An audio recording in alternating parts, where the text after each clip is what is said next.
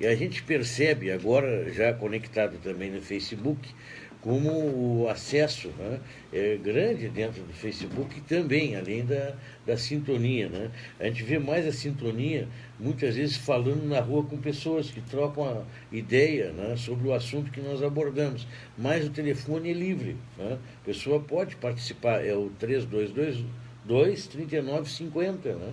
E entra direto e conversa conosco, não há problema. Né? Até pelo contrário, é muito bem-vindo a participação do ouvinte. Né? E hoje nosso programa está mais ligado à parte comportamental. Hoje nós não convidamos outra área de medicina. Semana passada, Nilton, aqui esteve a doutora Miriam Viegas, ela é psicóloga da prefeitura, né? E lida na parte de violência contra a mulher. Né? E aqui mostrando aí, falando um pouco da situação, infelizmente algo que nós vamos ainda conviver muito. Né? O homem não evolui, né, nesse sentido. E talvez aí, na criação, nesse sistema, esteja a raiz, o início do problema. Né? Talvez possa ter. E também o doutor de Leão, que é nefrologista, que teve na semana passada. Mas só para dizer que a doutora Miriam também é ouvinte. Né? E aí é ligar essa violência, né, do homem em relação à mulher. Até já aproveito, faço o gancho. Né? Tem algum vínculo nesse sistema moralista que você paga desde quando nasce? Bom, nesse caso já tem que ver com o tema das perversões, né? Dos maus tratos, desrespeito, a violência em si, certamente está relacionado com esse tema que nós estamos falando. Agora, claro, teria que entender, desde a perspectiva do indivíduo, do caso específico, como isso foi se configurando na cabeça dele. O antídoto, e aqui vale a pena dizer para as pessoas em casa, o antídoto para a violência é o amor. Então, quanto melhor nós tratarmos os nossos filhos, em termos de carinho, ternura, satisfação, prazer, quanto menos crítico nós formos com os nossos filhos, menor a capacidade de violência do indivíduo.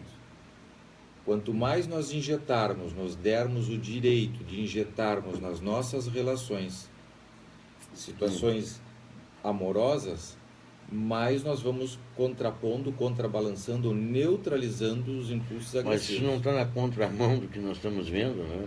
Hoje é quase um desamor total, né? Então, às vezes não tem a composição familiar adequada para acompanhar uma criança. Né? Antigamente tínhamos, mas era a maneira de criar, né? Como mulher não existia. Né? Até tem ditados assim que são agressivos, né, Nilton? Eu lembro uma frase que era dita antes, né? Bem pro lado do homem, o homem machão, né? De que tu bate na mulher, não precisa saber por quê, porque ela sabe. É uma coisa absurda. Quando tu chega nesse nível, né? Tu vê que tipo de mensagem que era passada entre os homens naquela geração. Então, se nós dizemos que quando um bebê ou uma criança pequena assiste os pais terem relação sexual no quarto, ou participam da mesma cama, porque estão no mesmo quarto ou na mesma cama, que é a coabitação ou o coleito, como se diz, na mesma cama, e essa criança interpreta por incapacidade do seu psiquismo, em termos de desenvolvimento, de entender que aquilo é uma relação sexual e interpreta como uma briga, nós estamos criando dentro dessa criança um modelo de relação de amor onde a briga faz parte, porque os pais brigavam. Se o pai, além disso, é agressivo, maltrata, desrespeitoso, bate na mulher, chega alcoolizado, se porta mal na rua, passa a perna num, dá um golpe no outro, trata todo mundo aos trancos e barrancos, inclusive os filhos, isso tudo vai fazendo parte do mundo interno dessa criança. Então, as relações amorosas passam a ter essa característica, onde a violência faz parte da normalidade. Por quê? Porque o comum passa a ser normal para a criança. Se a criança nasce e se cria num ambiente violento, a violência vai fazer parte do mundo interno dessa criança. E, consequentemente, quando ela colocar em prática o seu modelo de amor, a violência vai estar presente. E ela vai dramatizar isso de acordo com as possibilidades dela e do seu parceiro ou parceira. A violência não é só da parte do homem, pode ser da parte da mulher. Como é que se quebra isso, então? É a questão, relação amorosa. Você dando o direito e priorizando as coisas boas, tanto o pai quanto a mãe, entre si e com os filhos. Sim. por definição, a única forma que nós temos de neutralizarmos os aspectos negativos numa balança de dois pratos é colocando coisas boas na cabeça da criança. Como é que tu coloca coisas boas na cabeça da criança? Batendo nela e dizendo, eu estou te batendo porque é para o teu bem. Não, ninguém bate para o bem. O bater é para o mal. Essa foi uma teoria que as pessoas inventaram. O pro bem tu organiza contendo, ajudando, pensando junto, criando condições favoráveis para que aquela pessoa possa entender com profundidade. Ou seja, quando tu colocas a ética acima de tudo e cria elementos éticos para que aquela criança possa saber que ela não vale a pena ela se portar mal com o pai ou com a mãe, porque são pessoas boas dentro de casa. Embora ela tenha tendência, porque o ser humano tem a tendência a se comportar mal, nata. Agora, como tu neutralizas isso espancando? Não, se tu espanca, tu incrementa ou piora, por definição. Ao mesmo tempo, tu tens que ter uma capacidade de tolerância, de saber que aquilo não vai desaparecer de uma hora para outra, mas faz parte de uma estratégia, um projeto de convívio que vai, em determinado momento, fazer com que as coisas boas preponderem sobre as ruins. Não de adestramento, como a doutora Elis Baini outro dia falava. Adestrar a filha é fácil, é uma doma. Por mais racional que seja, é uma doma.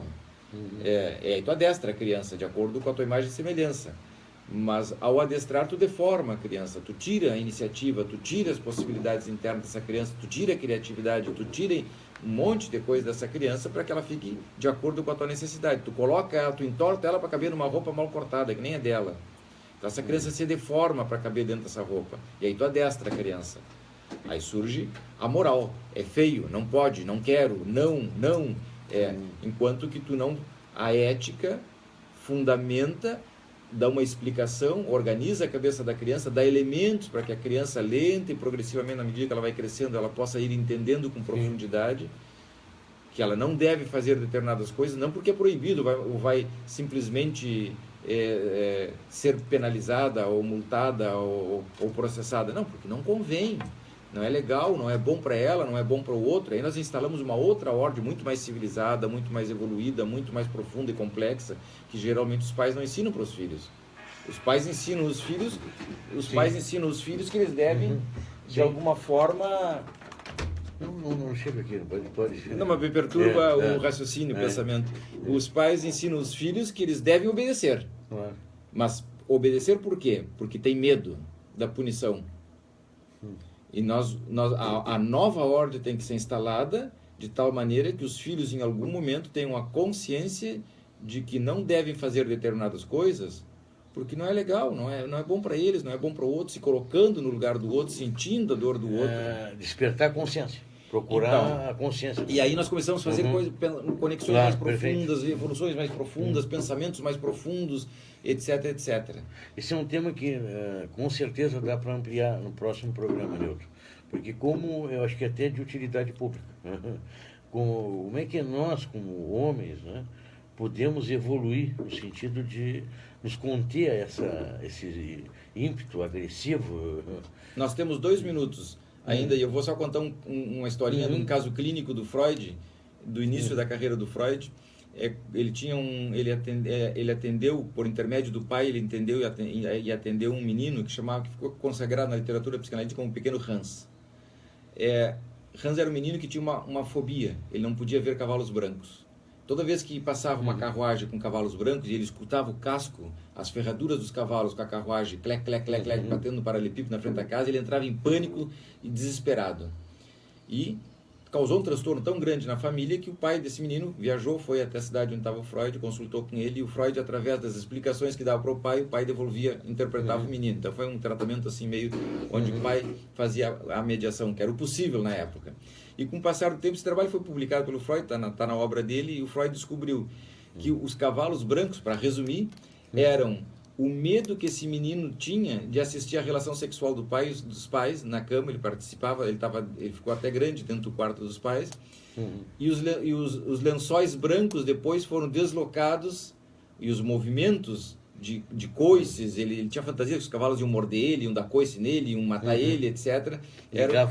Estava ligado, os movimentos de coito dos pais debaixo dos lençóis brancos foram deslocados depois para o cavalo, porque assim ele podia conviver com o pai e a mãe dentro de casa, e podia evitar o cavalo, onde ele dramatizava. Evita o cavalo e não evita o pai, o casal. E ele vivia dentro de casa, mas desenvolveu uma fobia horrorosa que só se resolveu, e se resolveu de fato, através da compreensão do Freud. Obrigado, Newton. Assim concluímos a edição desse sábado, agradecendo a sua sintonia, a sua, né, também a atenção no Face, e voltamos no outro sábado, aí um ponto de partida, né? Essa parte da violência do homem em relação à mulher e as suas raízes, eu acho importante até como utilidade pública.